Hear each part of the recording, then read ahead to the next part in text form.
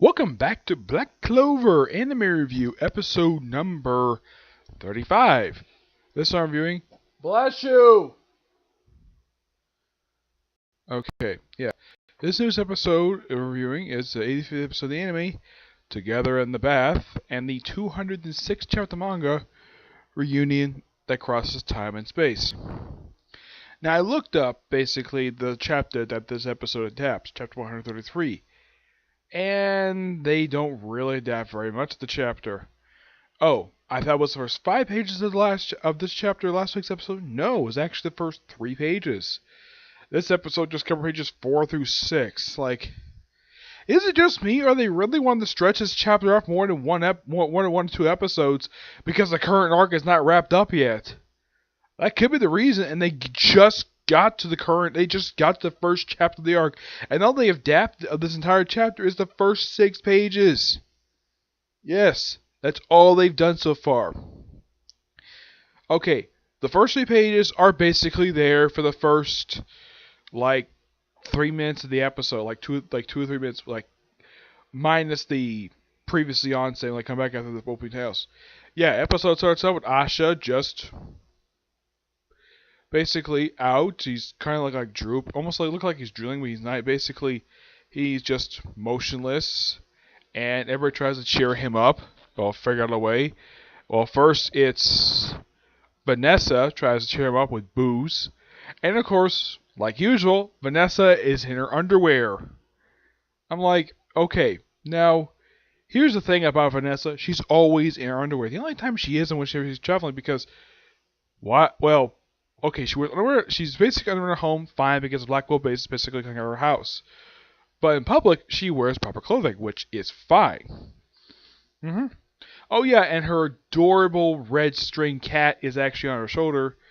Oh yeah, and also, now, unlike in the manga for these 3 chapters, the bird is not on Asa's head. Nope, the whole episode, the bird does not make an appearance at all. Yeah, various characters try. And yeah, that's basically it for that. Yeah, and of course, Luck tries to throw him over the couch that he's on. And okay, and after that, you have Yumi says it's bath time. So all the guys to go to their bath, go to their hot spring room, and the girls, which is basically 3 of them, Noelle, Vanessa, actually it's 4 of them, Noelle, Vanessa, Charmy, and Gray. And Charmy is like a little girl bath, I'd say like a floaty thing. I mean, she looks like she's a little girl, but she's actually 19. How to explain, all the guys physically are chillaxing in this pool. Also, this is probably the first time Gordon has been seen without his hat on. Yes, this is the first time in the series he's actually without his hat, because that's the thing with Gordon. You never, I mean, yeah, you can't understand what he says, but he's always wearing the same exact attire. But this is the first time we've seen without his hat on, which, okay. So you can see his full head. Okay, so he has black hair. Fine. Yeah, and why this is basically why they're all in the bath? Well, to relax and have Yumi tell a story. I first met Vanchance. Yeah, the captain of the Crimson, the Golden Crimson Dawn. Yeah, he was just, well, the story starts off with Yumi just fishing on a riverbed. And then these 3 young villagers, along with the village head, yeah, I would say the village chief, they just come upon him with, looks like pitchforks and knives. It's like, if you're bandits, I'm ready to fight you, but I won't be holding it back. And it turns out, nope, they're not here to fight him, they're here to hire him, because he's a royal knight, he's a magical knight, okay, so they pay him with food. Exactly. And of course, Yumi's like, okay, I'll listen to your story. So basically, he's hired to protect the place from bandits at the time of their harvest, because every time the harvest comes up, these bandits come in and steal all their food, and they barely have enough money. Oh yeah, and the bread they gave him, that's actually hidden in their storeroom. Yeah, so, okay, he'll get paid with food and nips. Okay, I think that's money? I'm not sure. Maybe it's the currency for the Clover Kingdom. I have no idea. And apparently they actually have a petition to get, well, for some protection for the Royal Knights, but they just happened to come across him. And they cast, of course, it's Yumi. And okay, so we see the bandits, guys dressed up in robes. Don't know who these people are. And apparently the leader rides a board that can shoot fire out of his nose. Okay. Yumi just randomly finds another guy. He says, like, when there's a storm, he's like, over there. He says, thank you. He's like, what? And he gets punched out. Yeah, Yumi's like, okay. He's like, 1, 2. Like, and he gets like, how many of you guys are there? Yeah, and then at one point, he takes out his katana, covers it with his dark magic, and of course, he mentions he used ki. He used it for a good period of time to take on like a good chunk of these guys, and then Vengeance shows like completely out of nowhere. Yeah, and apparently it's revealed later on that the reason why he was there, he was basically on a mission nearby. He just happened to be in the area. Okay, so him, they only know it's him because he apparently can grow trees on a whim. Yeah, completely out of nowhere. Yeah. So beat the bad guys up, and when they capture the leader, they can pretty much capture the entire gang. And they said, okay, they will be attacking villages for a while, and of course Yumi gets paid. Of course he meets with Vange's later. Of course paid with food. Of course nips, and they're like, okay, you want pieces? Nah, I wasn't hired to protect the village. You were. And of course tells him his name, so we'll be rivals. So we'll be. He says, I'll be captain for you will. I think they may captain at the same time, but. Yeah, this was a pretty interesting episode. I got at least get hands with. Heck, they poke fun at the ending at the end of this episode by having Yumi keep frequently mispronouncing Vange's name. It's Vange's, William Vange's. So yeah, so we're gonna have ourselves a filler arc. Yes, a filler arc. Well, it's probably gonna end next week and probably gonna start up the whole thing with the Royal Knights. Yeah, I don't think this is going to last too long, no. But it makes sense that they would do this because, well, in the manga, what happened like after the Pope outing?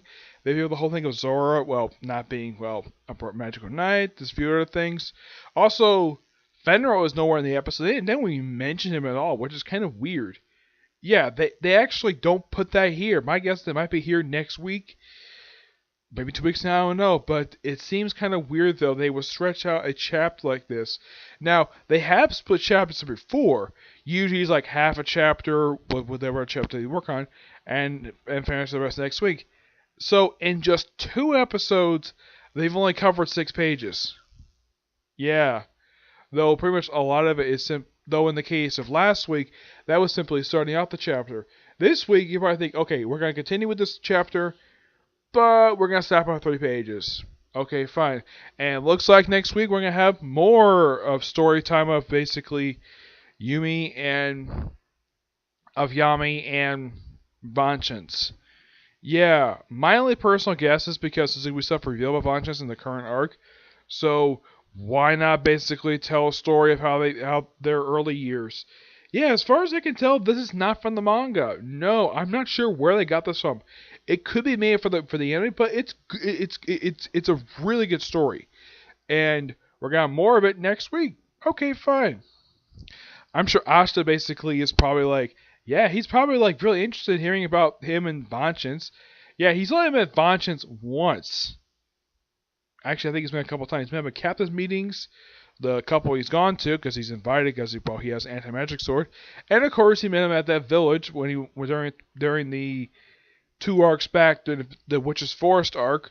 Well, at the start of when they saved the village from an invasion from the Diamond Kingdom. Yeah, this overall was a really good episode. I'm definitely looking forward to next week's episode. Yep. So yeah, that's it for this particular review. I have 2 other videos coming. I said Sufi's last video. But yeah, I have a comic corner. Yep, comic corner because I went to Ollie's Day and bought myself a few trades. 2 of them next, okay? See you next video. Bye. Wait, hold on. Oh my gosh, I completely forgot to discuss this chapter. Yeah, I was about to end the video and like, oh crap, I realized I forgot to cover the chapter. Okay, now, the chapter. Yeah, I realized though because last week I actually didn't cover last week's chapter because I covered it in a standalone video. I'm going to take care of this right now. I almost completely forgot. I almost completely forgot about this. My apologies about this. Okay. Chapter starts off with Yumi saving one of the female elves. And of course she says to him this. Okay. Usually I get up close and personal. It's kind of a good thing, but we gotta say our magic right out. You're too close, human. Back off, why don't you? And of course, this is Yumi talking first. He says, really? And he says, huh, really? I just saved your butt. I'm not gonna say ass, but yeah, there's that.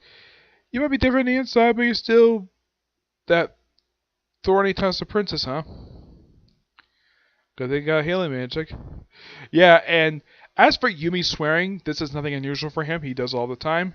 And then we cut back to, well, Nero, the first Wizard King, and the demon, who's behind everything.